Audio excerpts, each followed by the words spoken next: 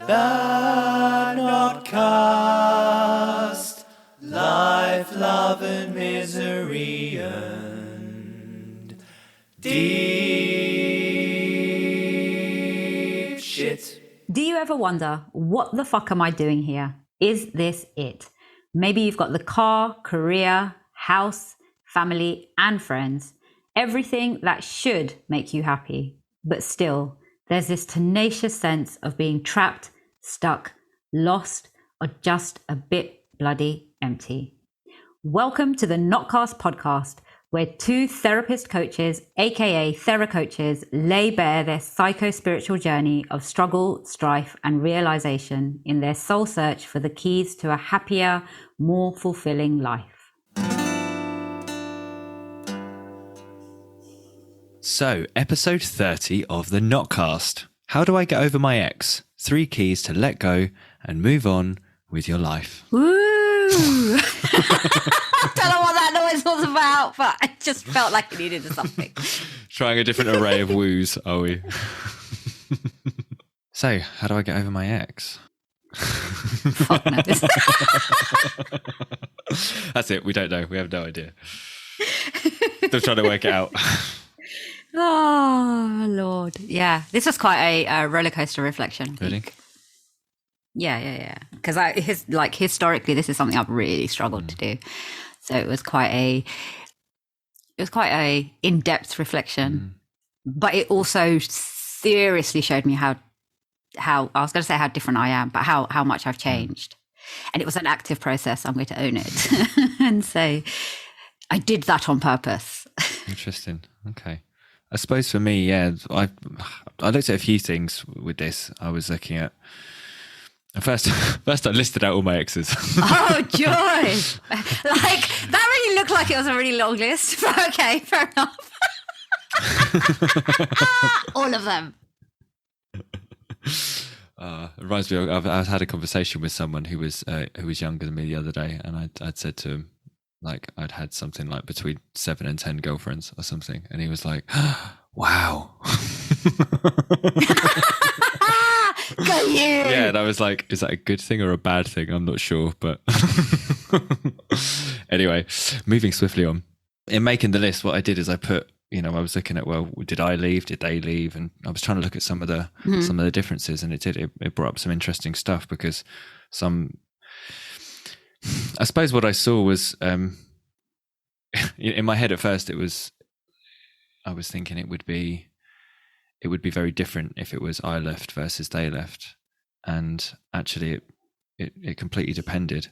Like when I was looking at Google and some of the articles and things they had, something that kept coming up was this, like if you're the one that leaves, it's easier.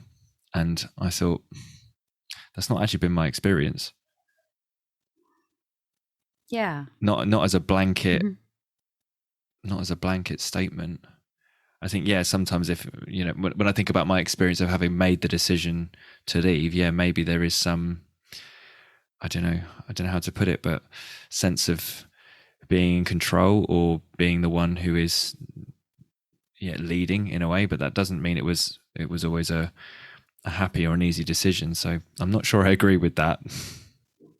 Yeah, I think that was the interesting thing about this for me. Lots of caveats were coming up in my mind. There was lots around the context of the breakup, the context of the relationship, because it really, for me, made a difference in terms of what that letting go experience was like.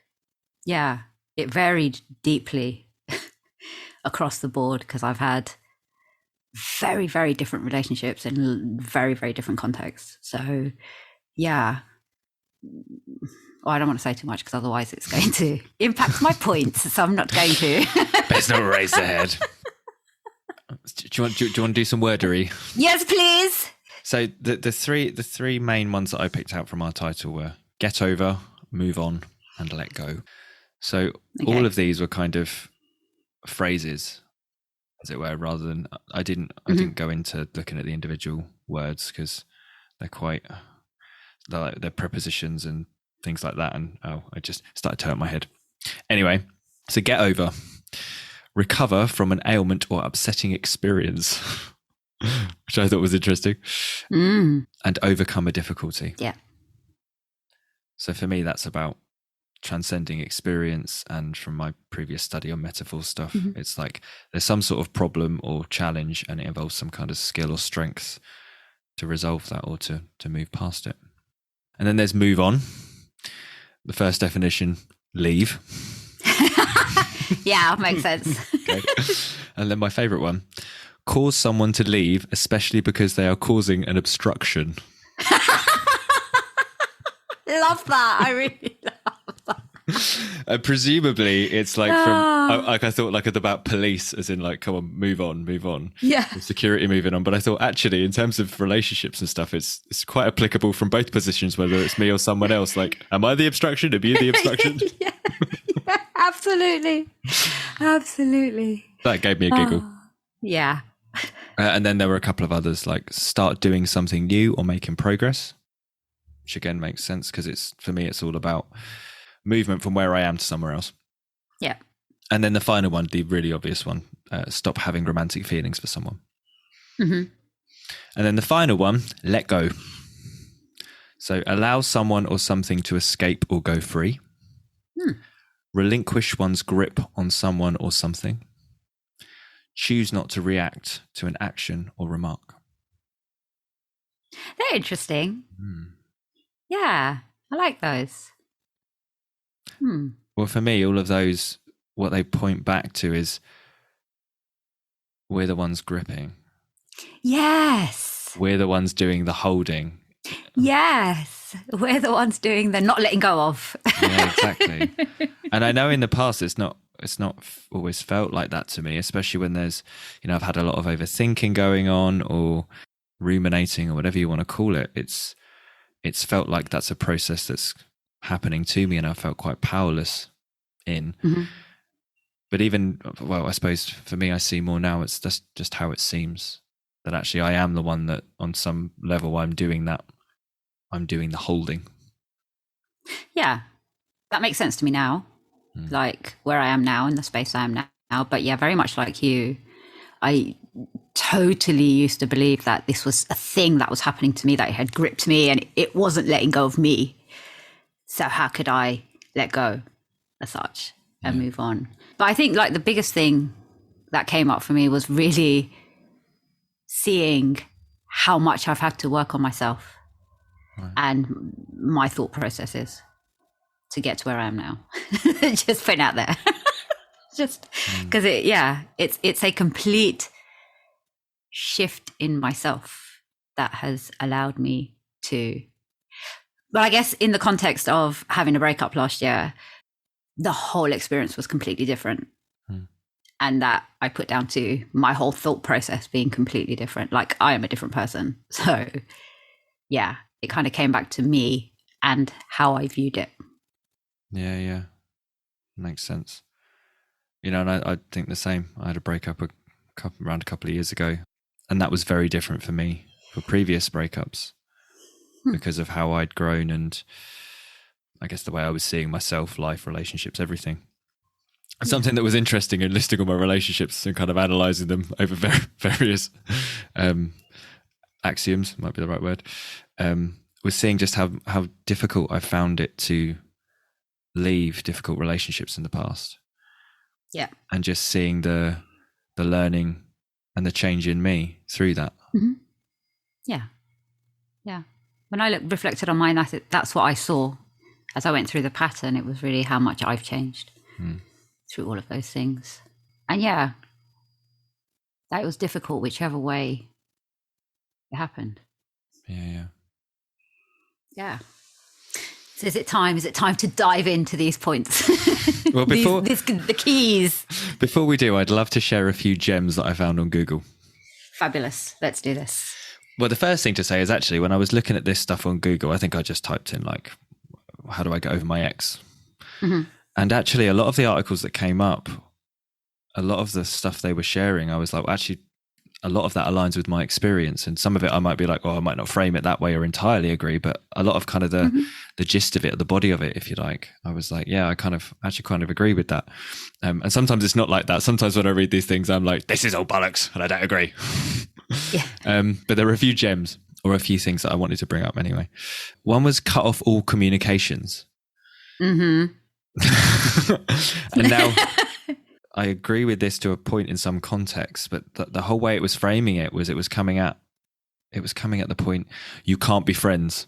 It was like, maybe in a few years when things have changed, you may be able to be acquaintances or something like that, but not have any meaningful connection. And I just thought, fuck off.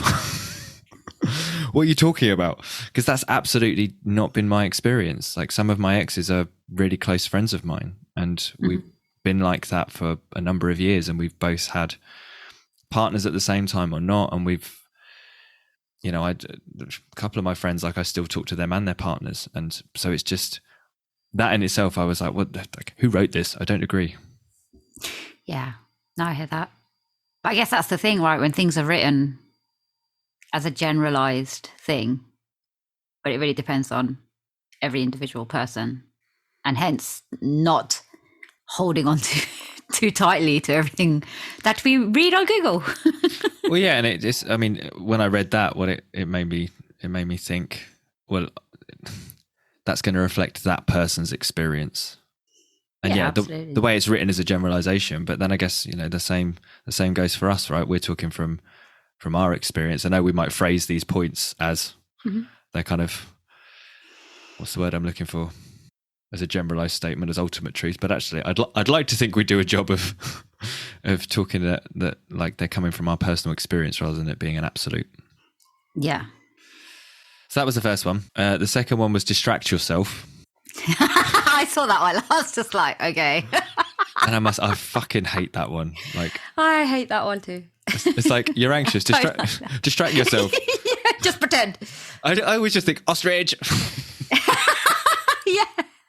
If I put my head in the sand, maybe the problem will disappear. Well, it might, but but it's still gonna be there.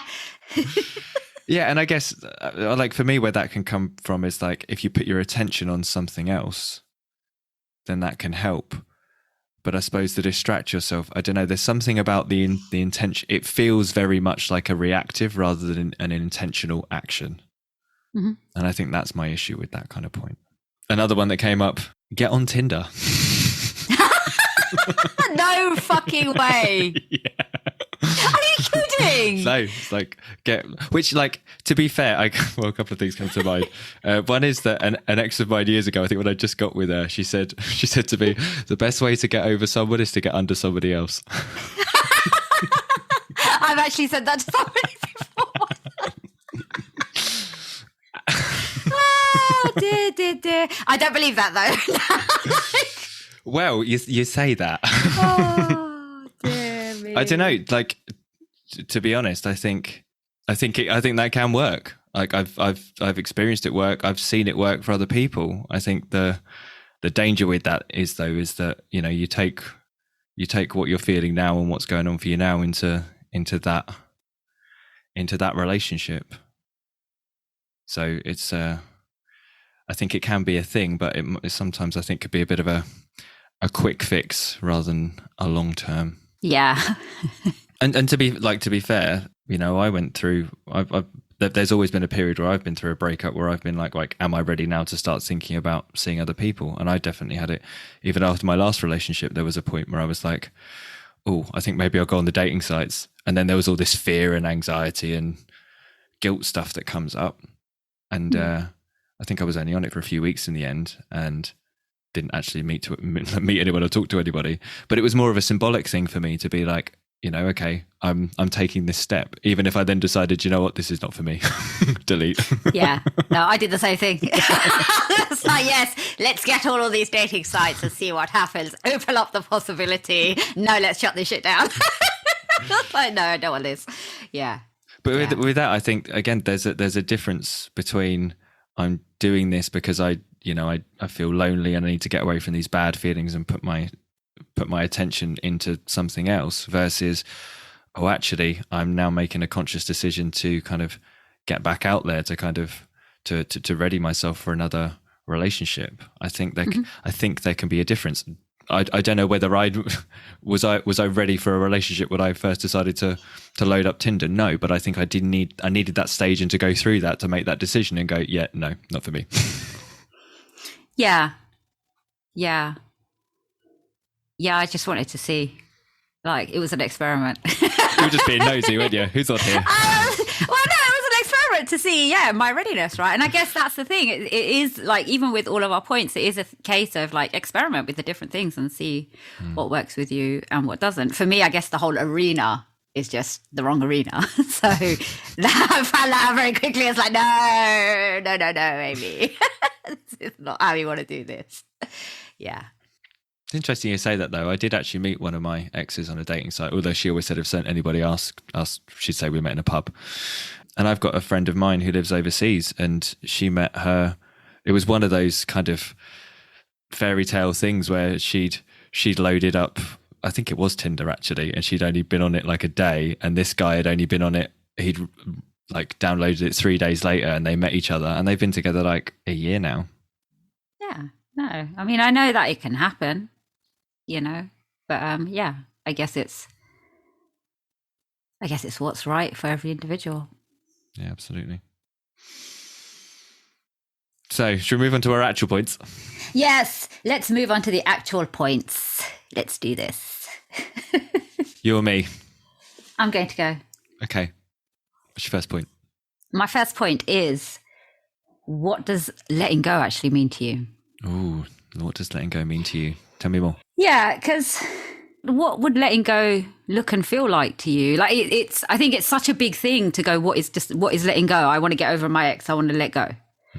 Right. And I think in the past, I've had no measure of that. And it's been quite extreme. It's like, oh my God, and I never want to think about this person again, or I never want to feel anything when I'm thinking about them. So really, for me, this time around, when I broke up with my partner last year, it was really about what would letting go look like? Like, what would be my definition of being able to let go here? And what would that look and feel like in context to this relationship? Yeah. So I think it's really useful to actually think about that rather than doing what other people say. And like, again, like you sharing the things that you found on Google, one thing might work for one person and one thing's not going to work for another person. So I think it really is a chance to reflect on, what does that look like? Is that getting to the point where I'm okay talking about that person, where I don't get into a fit of rage every time I hear their name or see a picture of them online? Is it at the point where I'm no longer avoiding them actively anymore? What does that letting go look like? Is it at the point where I can want to go into a next relationship? What does that look like? So I think spending the time to really understand what letting go would mean is a good marker to have. Yeah, it's an interesting point, because I know actually the way that I deal with and let go and process is by talking a lot. And I've noticed that since my last breakup, like I talked about my ex a lot, and just the amount that I found myself talking about her has kind of reduced, and I guess that's a reflection of how much, I want to say how much less she's in my mind. I guess that's true, but it's shifted. Yeah. Right. It's like, how would you know if you're letting go unless you know what letting go looks like? Yeah. Right. So for me, that was a really important, because I know I've let go, because I knew that letting go would look a certain way for me. I would feel in a different space with it all. So by that measure, I know. And in the past, I know I've held on to relationships and not let go of the person because there's been no marker for understanding at what point, what would that look like for me? What would getting on with my life or moving on, really, what would that be? So. Yeah, and I think that can be hard to see. I think that can be a hard thing to see in ourselves. Like I didn't realize how much I was still talking about my ex until I suppose it was quite recently when I sort of thought about it, and I thought, oh, I don't bring her up as much. I don't share so many stories that involve her, and unless it's particular, because when I do, it's almost like, oh, that's like I'm noticing the contrast. Whereas if it was a year ago, yeah, I would have been doing that and not seen a difference. But I guess that would make sense because previously she was in my mind all the time, and I was always talking about her. Yeah. Right. Yeah. So I guess it's me then now. My first It point. is. It's your go now. So my first point then is decide to move on, make the decision. Mm-hmm. So this for me is about, it's decisive action. It's about setting that intention to go, I'm going to do something different. Yeah. And I can think a few times that this has come up for me. Like, there have been relationships I've been in where, like, I've not been happy about the breakup. So, like, especially one where, where I was left, as it were, and I remember just constantly checking her social media and almost doing the stalky thing. It's like refresh. And really, I think that was rooted in the not wanting to let go. Mm-hmm. There was that hope of things might change, and that wanting to get away from the worst, like that. It was that complete non-acceptance of what was happening. Yeah. And then that kept me stuck. And I remember there was a particular point where I remember being in the shower and just deciding no. Like, I almost saw what I was doing and what was happening, and I was like, yeah, I'm going to stop checking her profile. Mm-hmm. And that thing shifted for me in that moment. And I'd sometimes had the thought, but it then, because I've made that decision, it became easier. Yeah. And the same happened with me with an ex of mine. I think I've probably shared this before, but like I still left the door open where, like, she could still message me, I could still message her, and although I wasn't actively messaging her, the door was open because we were still somewhat like, she wasn't blocked on everything, and when she would text, I would text back. And then something happened, and it made me, my heartstrings were pulled, and it made me realize, oh, hang on a minute, I've not closed the door. Yeah. And when I then decided, right, no, I'm closing that door, I blocked her on everything, I just felt a weight lifted. Yeah. Because I'd made that decision. Yeah. Yeah. Yeah. I guess it's more in your hands then, right? It's that I've got the control over this. I can do this. I can make this happen, rather than going, oh, when am I going to? It's over there somewhere, just out there floating in the ether, and there's nothing I can do about it. But I love that. Yeah, the decision, the intentionality, the active rather than passive process. I think that's what it is, because I don't think it has to be like, have to block them on everything and never talk to them again. No. And I don't speak from experience here, but having talked to other people, like, it's easy enough for me to say not having kids with someone, but I know if you've got someone who've got joint finance, well, that did happen with an ex, actually. We had joint finances, and people with kids, you can't necessarily block them on everything and never talk to them again. It doesn't, that doesn't necessarily work. But for me, it's what you speak to. I think it's more the active process. It's that intentionality of the decision. What's this going to look like, and what does that deciding to move on look for me, rather than being at effect of whatever's happening. Yeah, love it. But okay, I'm thinking, where should I go now? Where should I go now? On your list of so many hundreds of points. Absolutely. Okay, so interestingly, one of them for me, the second key to letting go for me is hold on. Oh, this sounds juicy. Tell me more. Okay. So from when I thought backwards, there was one relationship in particular that I really struggled to let go of. And what I realized on reflection is that I was just struggling against the whole letting go process and nothing else. That was it. And what I actually needed to do was hold on and process the relationship and not just try to get rid of it without feeling any of it. And for me, that is really, really important. like that acknowledgement of the relationship, giving it the space, creating the space, the container to heal from it and gather your learnings and an understanding of what you're actually feeling. Because then, in my experience, the letting go process was an active process then from that space. I wasn't just caught up in this process of just trying to let go of something that I hadn't even dealt with in any way, shape or form. And I feel like that happens a lot. So that happens a lot when I'm working with clients. They're stuck in that kind of, I just need to let go. I want to let go. I want to get over this. And the actual work and processing around the end of the relationship's not being done. It's just straight into a let go, get over it kind of process. So for me, it's like, hold on, and allow that to happen. Strap yourself in for that roller coaster of actually feeling it. Like, I needed to feel it. And with the last breakup I had, I allowed myself to fully feel it, like very quickly.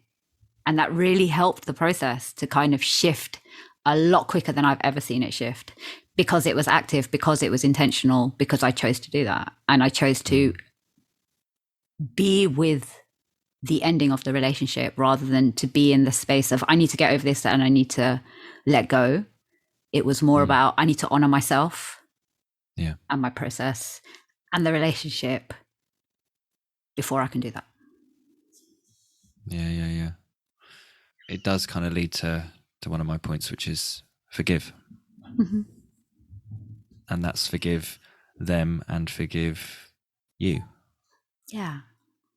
And I think it kind of talks to what you were talking about in terms of, rather than trying to rush and get up, because what I heard in what you were saying is there can be this need to like escape the pain, escape all that bad feeling, and just get over it. Yeah, rather than move on, it's like run the fuck away. Yeah. It's like, good luck, that shit will chase you. Yes, it will. And for me, like, I always think about what I think it was a quote attributed to the Buddha, I think, where he said, staying angry is like drinking poison and expecting the other person to die. Yeah. And I know in my after my last relationship, there was a lot of conflicting feelings. Even though I was the one that chose to leave, I was angry and upset and hurt, and I could easily flip between those. Yeah. And I spent a lot of time journaling and getting present with that, and kind of working through what was coming up for me. And some of the journal entries are hilarious, because I literally flipped from sentence to sentence, being like, look, I get it, it just didn't work, to fuck's sake, rah, rah, rah, rah, rah, But for me, it was necessary to do that. And where I feel I've got to now with it is a place of more understanding for both of us. Like, I don't have ill feelings towards her. I'm not angry at her. I'm not resentful, but I also don't blame myself. And I know I've done that in the past. I know there's been some level of blame somewhere. And I think it's difficult to move on from that. And I think that's where, if there's those ill feelings somewhere there, especially when there's then blame, it's like there's a non-okayness with being with the idea of the relationship, whether it comes up in my mind or if I see the person or whatever. Whereas if I've got to a space where there's more forgiveness, then I can be with that. Then I don't have to run from it. Yeah. So this is a challenging one though, right? Because like, I feel like people get quite bristly with the whole concept of forgive. So that's quite an interesting one. And it's one that I've had to kind of really learn. It starts with me. Like the forgiveness thing starts with me. And it's like, forgiving doesn't make, I think the confusion for people lies in, how does that make everything that they might have done okay? And like, for me, like, one of the relationships I reflected on was a very, very abusive relationship. And I know when I speak to people about that relationship, and I'm like, well, like, forgiving enabled me to bring peace to that. And it's like, oh, how could you forgive that behavior, blah, blah, blah, blah, blah. But it's really like, I'm not forgiving the behavior. I'm not forgiving the fact that, you know, he did and chose the actions that he did. But I don't want to hold on to the anger, the frustration, the pain. Like, and the only way for me to let go of that was to forgive both of us for the fact that we got into that and allowed it to continue, rather than kind of ending it at a much better point for both of us. So the forgiveness doesn't necessarily mean I'm forgetting or letting go of or saying all of what you did is okay. I'm forgiving, I guess, for my peace of mind and being able to move forward rather than holding on to it all. Yeah. No, it's an interesting point, and you know, it's one that involves care to tread through, I think, because you're right that I never got forgiveness before, and I had the idea that forgiveness was letting someone off the hook, and it's like I don't see it like that anymore. Like on one level, one perspective on forgiveness for me is that all forgiveness is self-forgiveness. Yep. In that if I'm angry, I'm the one that's angry. The other person might be often not even thinking about me, and yet I'm the one that's still angry. So it's like, am I forgiving them, or am I forgiving this idea of them I have in my head? Mm-hmm. Which I know could sound a little bit like spiritual or woo, but it's like, for me, that's how I kind of see it now. And something that's massively helped me is to really look at what was going on for them that made sense. Yeah. Like, were they intentionally trying to be a horrible person? Or were they doing just, and if they were intentionally trying to be horrible, because I've also been in relationships where the other person was in the moment intentionally trying to be horrible, but it's like, well, what was the motive for that? How did that make sense for them? Mm-hmm. And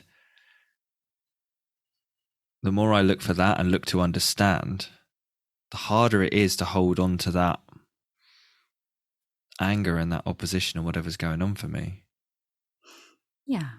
And that doesn't mean that I potentially want to invite that person back into my life and say it's okay. No. Sometimes there is a need to put a boundary there, right? Yeah, absolutely. Yes. I guess that's the difference for me. And I suppose, without going off on a massive pontific tangent, but I do find that sometimes that need to, not need, that's the wrong word, but that staying angry and hurt can be because there's a lack of boundary. There's a lack of being able to say, no, that's not okay. Yeah. Right. At least even in my, not even physically, not just physically, but I mean in my mind, to be like, I guess, to hold that, how do I say this without confusing myself? Like, when I think about my last ex, like, I deeply care for her as a person. Mm-hmm. And I treasure some of the times we had together. But I don't want her back in my life because it was a really difficult relationship. And my last recollections are that I don't think I could trust to have any kind of contact whereby I wouldn't find that difficult or get hurt. Yeah. But in being able to choose to have that and put those boundaries in place, I'm then free to be understanding about what happened between us and where we and to take and not, because I'm not blaming her for it by any stretch. Like, I can take the responsibility, I can look at the relationship, I can say, like, okay, this is a thing to do with both of us, but I can, like I said, I can still have that love, compassion and understanding, and still say, but the door needs to be closed. Yeah, absolutely, which makes total sense to me. And it's interesting because I hear you talk and I'm thinking about the kind of struggles I've had throughout my relationship history as such. And I've kind of realized that the way I've treated myself through the letting go, break up, getting over process is also what I've projected onto the other person. And it's how I treat them. So in my unforgiveness of myself, I've done the same and projected that towards the other person. And it was that became so fucking painful, because that's when the suffering is happening, because I'm holding on to something and holding on to it, but not really looking at it, not really processing it, not doing anything with it, just holding on to it without really understanding why. Yeah. So yeah, that makes a lot of sense. Like that. So number 3 for me. What's your third point? I don't know. There's so many good ones. Of course there are. Okay. What am I letting go of? Tell me more. Yeah. So when I look through, particularly on my last 3 relationships, one of them was my children's father, and it was a massively abusive relationship. So when that relationship ended, was it that I was trying to get over and let go of him? To a degree. But actually, what I was trying to let go of was the sense of myself I had in that space, who I had become, Right. what that relationship ended up meaning, the idea that my idea of a relationship with my children's father had completely shattered.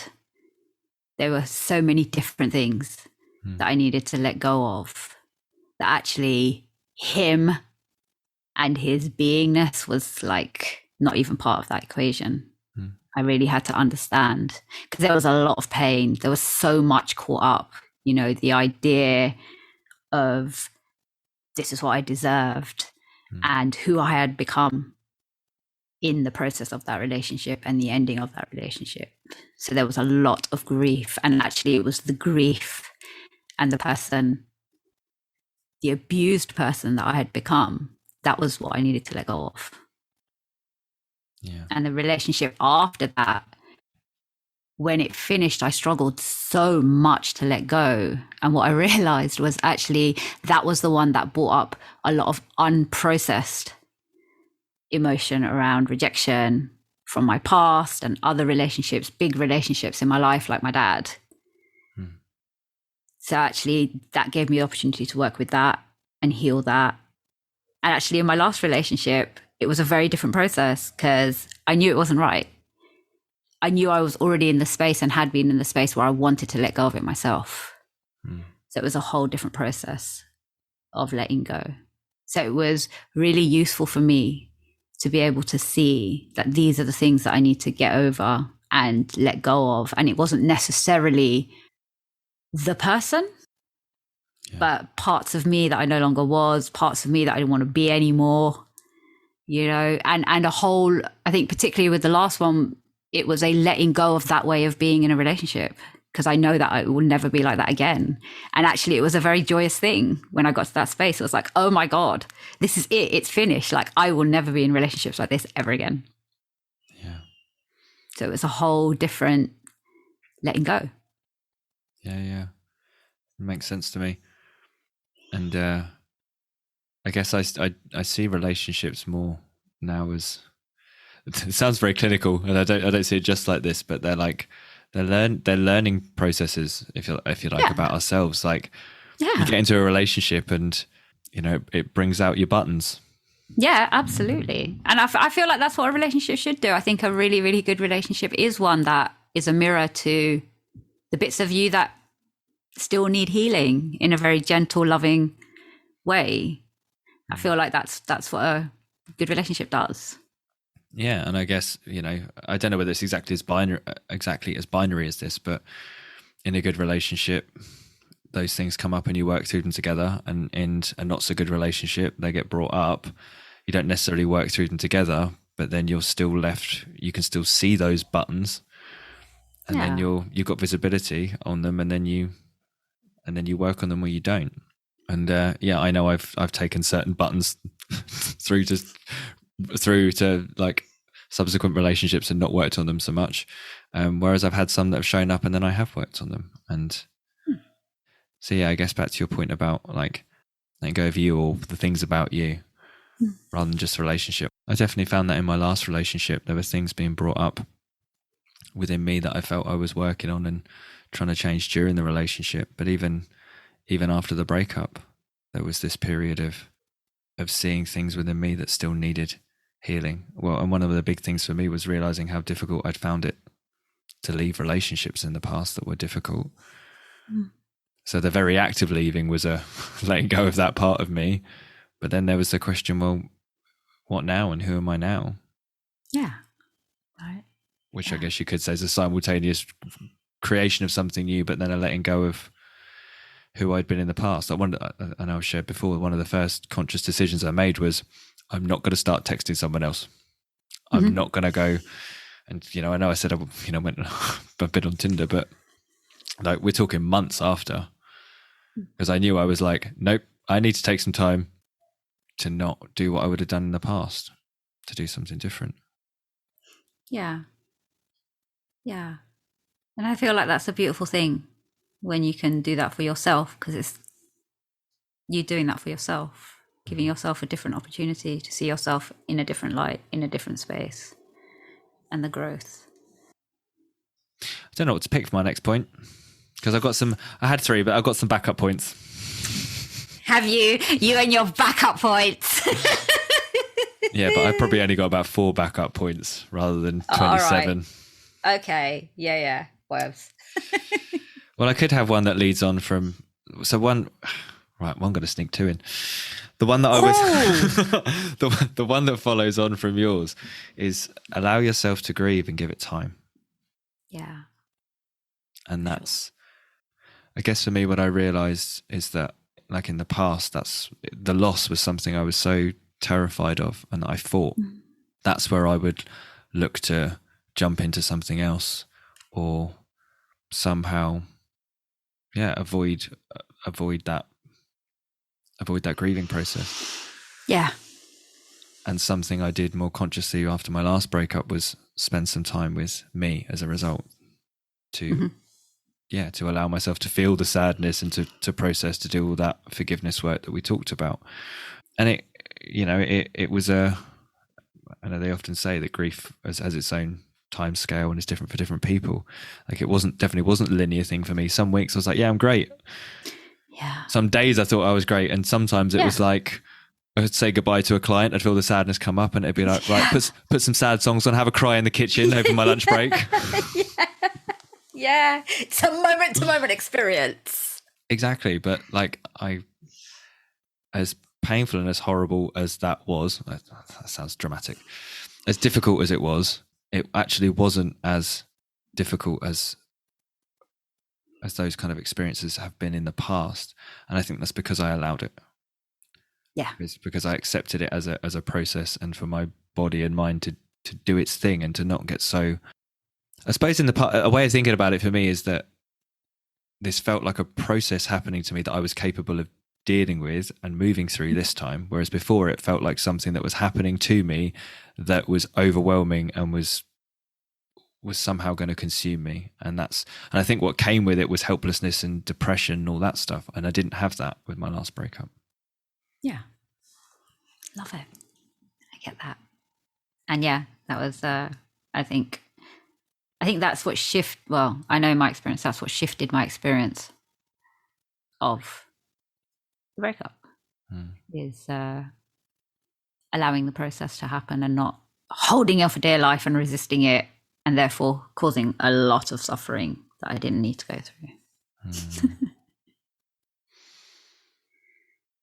So have you got any other points? Yeah, I do actually. Like this for me was the distinguishing factor in the last breakup that I had, and it was like falling in love with myself. Really. Yeah.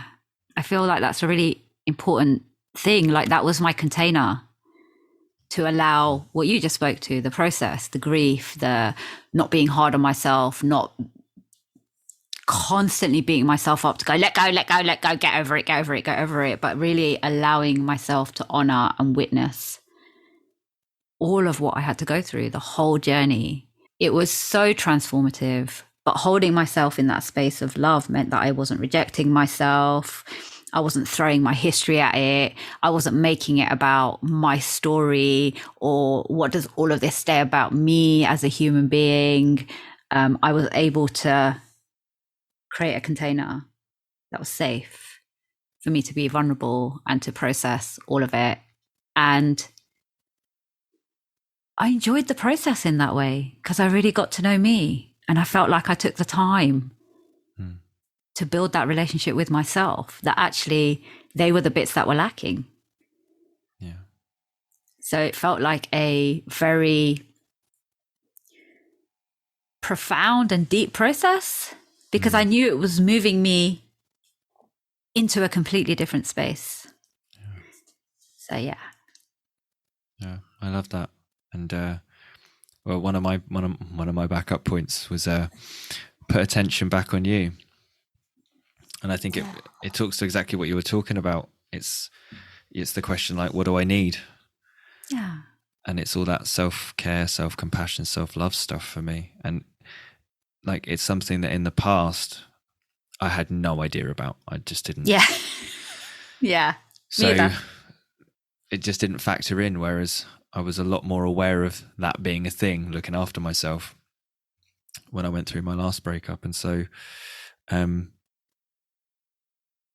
yeah, I was kinder to myself. And I know I've shared it before, but I remember sat there on like a Friday. It was the first Friday evening I'd had to myself in such a long time. And I remember thinking, what do I want to do? And I thought, oh, I could sit and watch Netflix and twiddle on my guitar like I did like in my early 20s.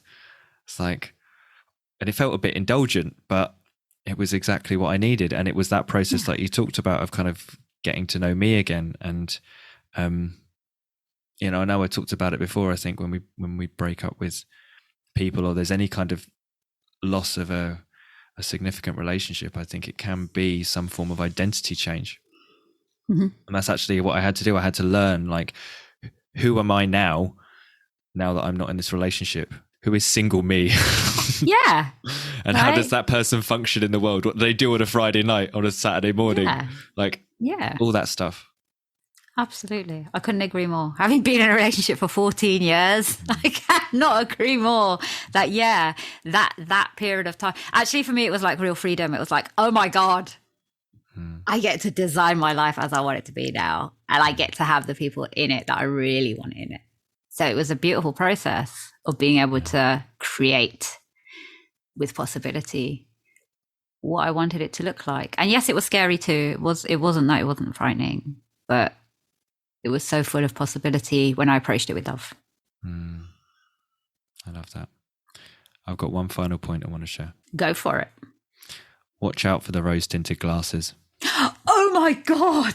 I actually had it in those actual words as well. Did you? Mine 5. I love it. Yes.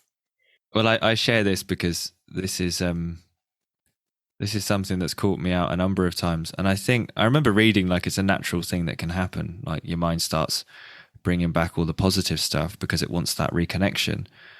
But I think it can come from a place of loneliness, of loss, of not being okay with the difficult feelings, of Yes. wanting to escape those. Yeah, completely.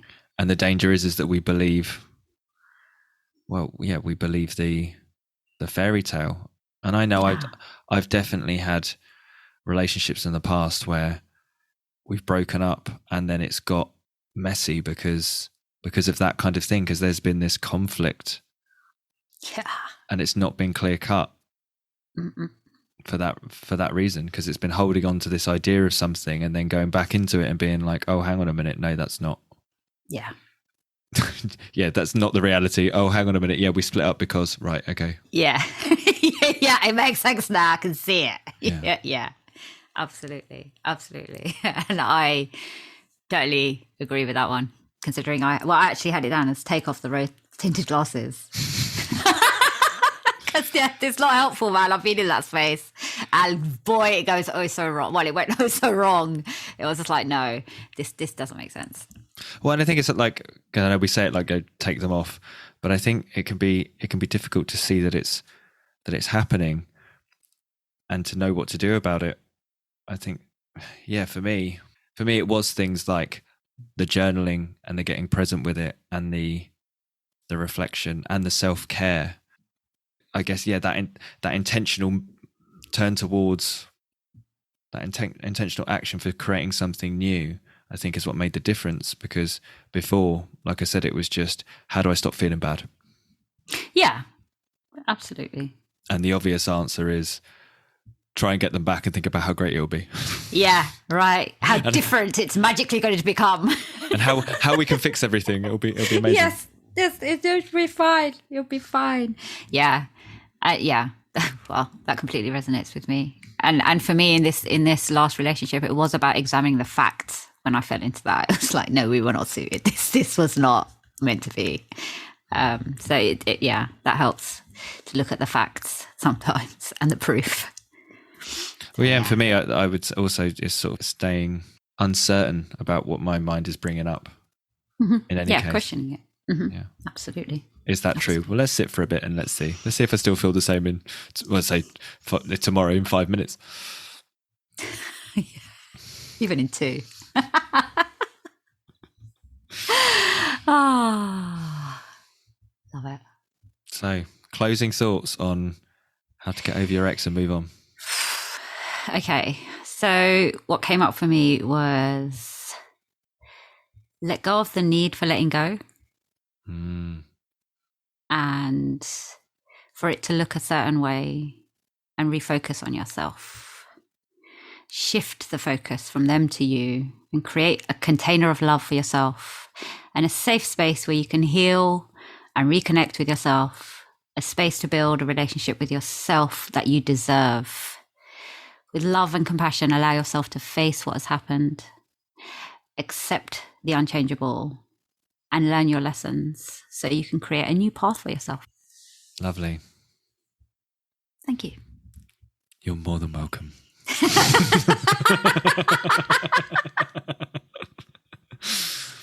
So my closing thoughts.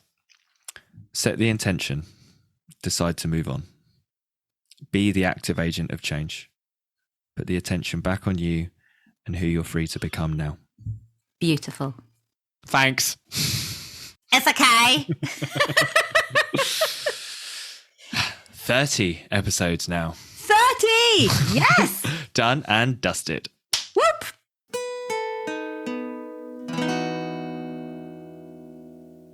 You've been listening to the Notcast podcast, Life, Love, Misery and Deep Shit, with your TheraCoach hosts, David Bird and Amy Dave. David is a transformative coach and hypnotherapist who guides his clients on a journey of self-exploration and transformation to smash the shit out of their mental stumbling blocks and send their emotional baggage packing, helping them to get back in the driver's seat, create a more powerful, loving connection to life, and unleash onto the world their bright, shining light of authentic give-a-fuckness. You can connect with David at his website, dbch.co.uk. That's dbch.co.uk. Amy is a transformative spiritual and self-love coach and therapist who takes people on a powerful journey towards self-love and personal transformation. She empowers her clients to discover the truth of who they really are, their true purpose, and the truest expression of themselves, whilst enabling them to navigate life and its challenges with ease, grace, and above all, love. Create relationships that rock their world and let go of the toxic shit that holds them back. You can connect with Amy on her Facebook at facebook.com/amy.dave11. That's ami.dave.11. The Notcast.